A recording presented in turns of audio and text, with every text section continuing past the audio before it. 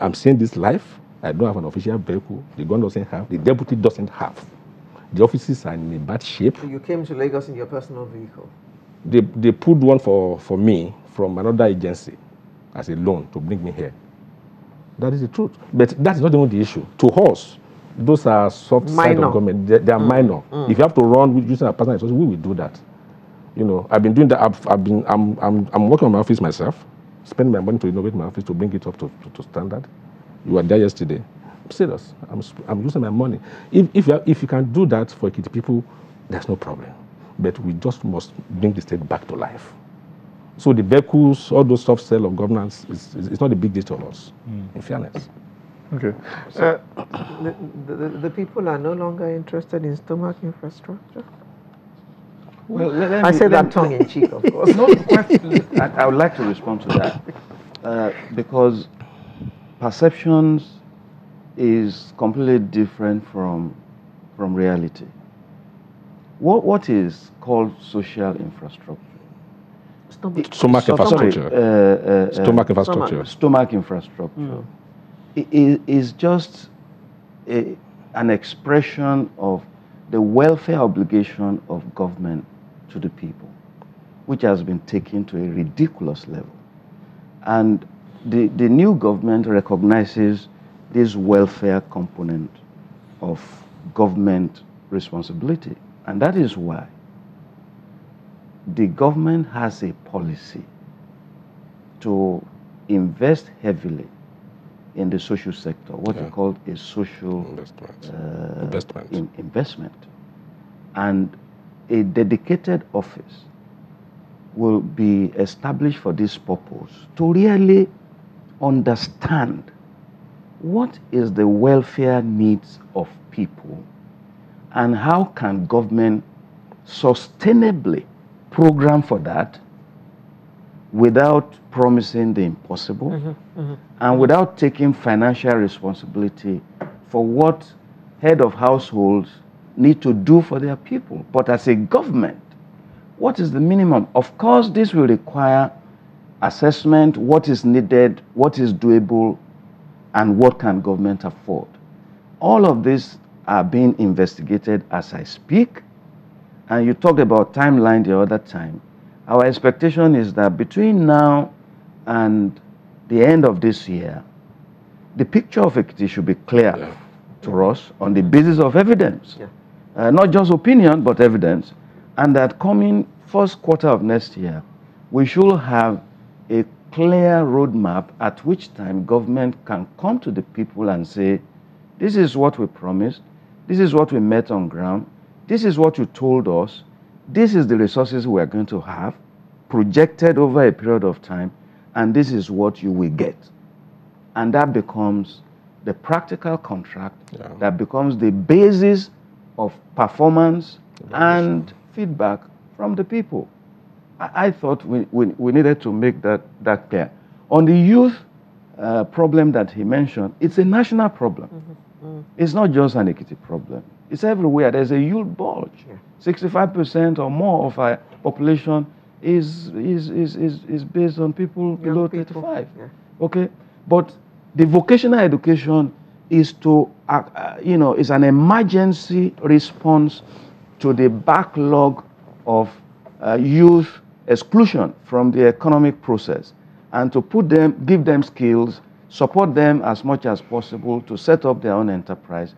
And their inclusion in the curriculum is to take care of the future so that we will not have to firefight in another 10, 15 years' time if a child begins to learn about entrepreneurship, about technical skills right from school.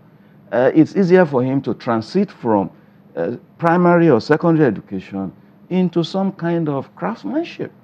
So that is the complementarity between the focus on technical education and the review of curriculum to make sure that we don't get to this point again. Two questions, SSG. The inclusion of young people in governance and women. What's the governor's plan in that?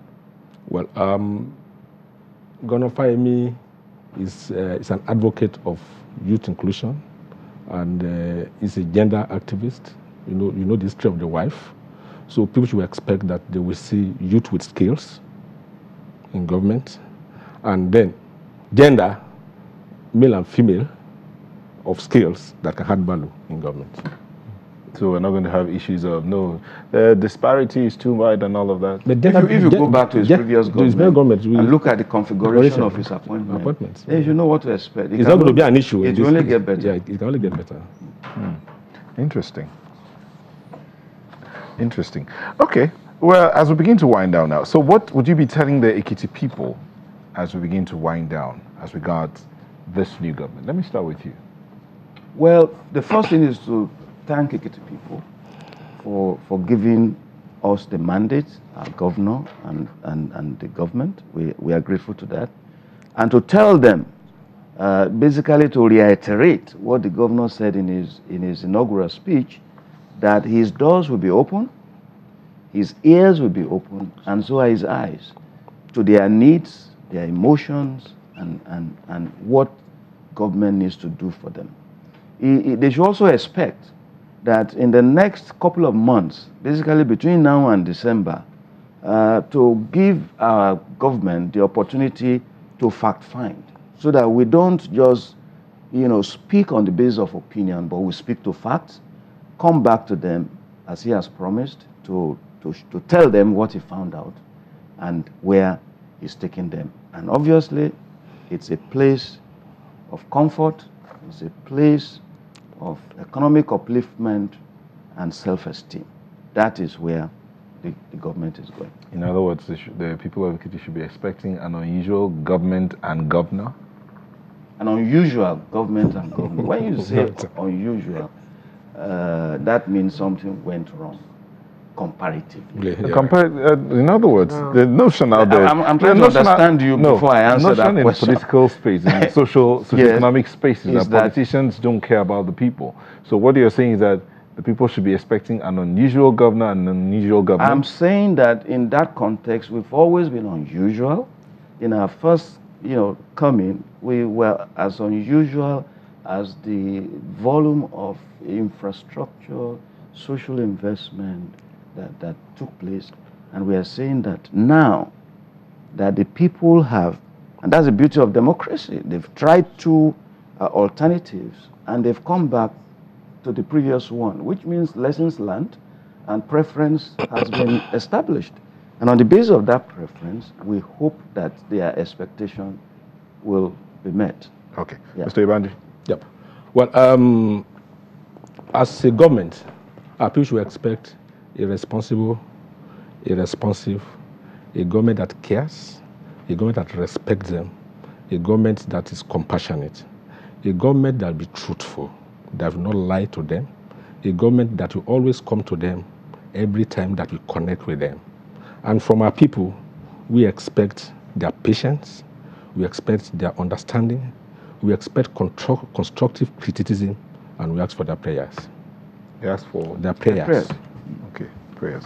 Okay, I don't know if this guy is in Ekiti, but let me read this out so that maybe you heard the question I asked. And now says, how much exactly are these salaries owed Ekiti workers amount to? Because this will give the people a clue if the present government can actually take care of these salaries, or they have just embarked on another empty promises journey and deceit. That's Simbi Donsimi 001.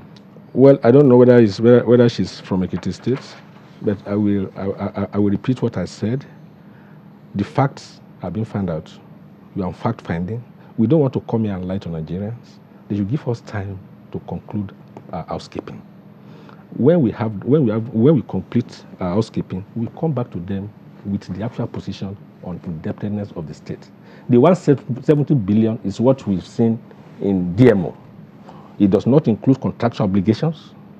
It does not include unpaid subventions to higher institutions. It does not include civil servant contributions that were taken from the salary that they were not refunded to their unions. It does not include salaries that have been owed. So that's why I said they should give us time. We will not be stampeded into telling Nigerians what we don't know. But very soon, we have the fact on the table and we place it before Nigerians. But that's not an excuse for us as a government not to move on. The governor said that he's not going to give excuses, that this is not going to deter him. He's going to do his best to ensure that he delivers on his promises. we just want to put the fact on the table, and to us as a government, it's a challenge you have inherited.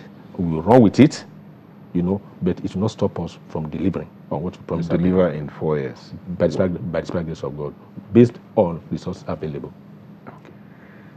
Okay, well, you know, at the beginning of this program, as I said, I was sure that sometimes our governors, our president just looks at all he has to do and just throws his arms up and say, God, I don't want to think about this. Yeah. I'm sure Governor Fayemi at some point will reach that level where he'll just, my God, if I had known. Thank you very much for coming to talk about happenings in Ekiti State this morning. Secretary to the State Government, Mr. Oyebanji. Thanks so much. As well as Chairman of the Transition Committee, Senator Olubunmi Adetunbi. Thank you very much for coming to talk to us this morning. And we wish you all the best and a safe trip back to Ekiti. Thank you. Sunrise will return in just a moment with another interesting conversation. Please join us.